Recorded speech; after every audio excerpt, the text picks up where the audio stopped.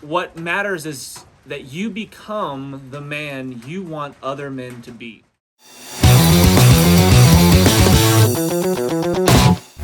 Hey guys, welcome back. I am Jason Salyer, and I am not interested in forming a prepper group.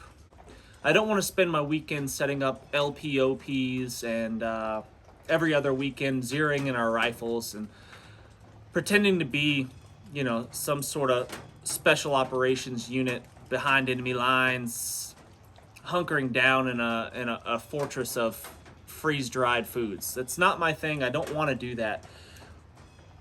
What I am interested in doing, and what I do feel is really, really important, is surrounding myself with like-minded individuals that are trustworthy, reliable, useful. And I think the first step in developing a community such as this is not focusing your attention inwardly, where you become self-centered and devoted to yourself and what your needs are, but what matters is that you become the man you want other men to be. My wife is the mastermind behind a acronym, TRUST. And these are just a simple way to remember and identify the things that you want to look for in people when you're trying to form a solid community. TRUST is the acronym. The first letter being T is for trustworthy. Can you trust this individual? If you tell them something in confidence, can you rely on them to keep that to themselves and not spread the gossip everywhere? Would you trust this individual with your family? Would you trust this individual with your wife and kids, unsupervised? Can you count on them to care for your family as much as you would, or at least close to as much as you would? Can you trust them? Could you potentially trust them with your life? Can you trust that they would sacrifice themselves for the greater good? R is reliable. If you say you're going to be there at 9 o'clock on Saturday, be there at 9 o'clock on Saturday to the best of your to the best of your abilities. I mean, obviously stuff happens, life happens, but communicate that. There's no excuse for not really being in contact and communicating these days. We've got the best communication services on the face of the earth that have ever existed. So utilize that. Be reliable. Do what you say you are going to do, no matter what. Be that guy that always shows up every single time.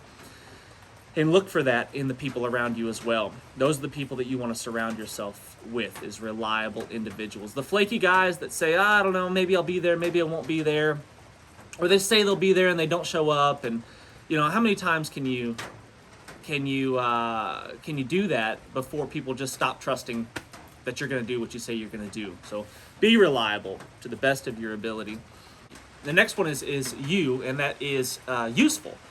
Are they useful individuals? Are you a useful individual? Do you have skills and knowledge that you can pass on to the people around you? Are you someone that is of value?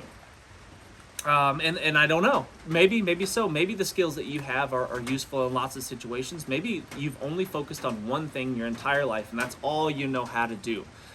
And I'm not saying that's necessarily wrong if you're really, really skilled and really, really good at what you do, but maybe you just need to look at branching out and becoming a little bit more well-rounded and developing your skills in other areas that maybe aren't as important right now, but could potentially be very important if hard times should come upon us.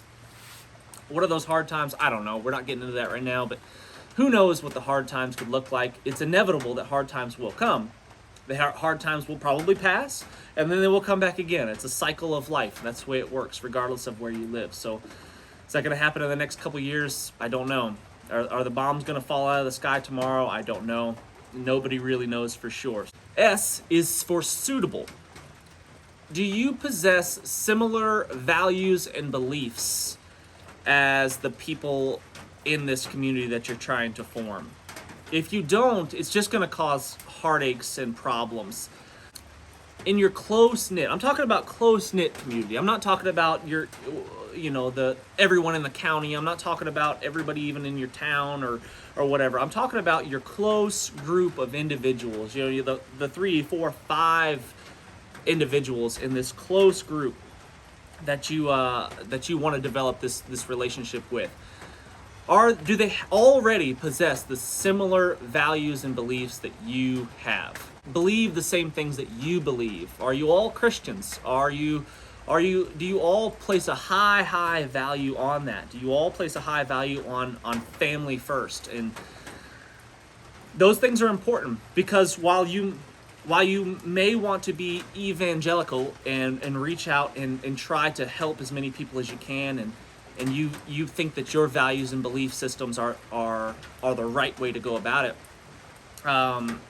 attempting to do that in a small group of people that you're relying upon in dire situations potentially, you can't have that to start with. Maybe potentially, as people evolve and people change and they change their minds and their values and views, that you could bring them into that circle. But at first, you've got to keep that tight-knit group really controlled with those people that share those same values and beliefs. Teachable is the last T. Are you willing to admit that you don't know everything? Are you willing to admit that there's things that you don't know, things that you're not good at? And are you willing to accept instruction, criticism, and feedback on those things?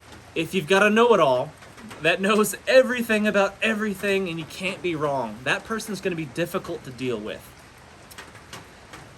And that's a fact.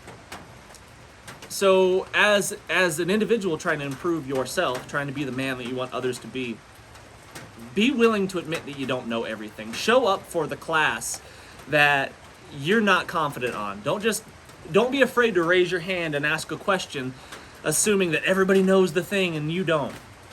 Be willing to humble yourself, and the people around you will appreciate that and they'll respect it. They'll look at you with admiration because perhaps that's a quality that they don't necessarily already possess. You're a strong individual if you are willing to make yourself look vulnerable in front of a group of your peers. If you're willing to raise your hand and say, I don't know, show me how to do this thing, I think that that's not a small thing at all. And I really admire anyone and everyone that's willing to do that. So TRUST, that's the acronym that my beautiful wife has created, that we worked together on, but she was definitely the mastermind behind it.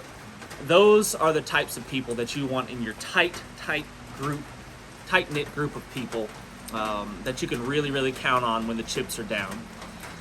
Anyway, I'd really like to hear what you guys think about all of this. I'd love to hear your comments, questions, concerns. Disagree, that's fine too. I'm okay with you not agreeing with everything that I have said. I'm totally okay with it. And I'd like to have a civil conversation in the comments.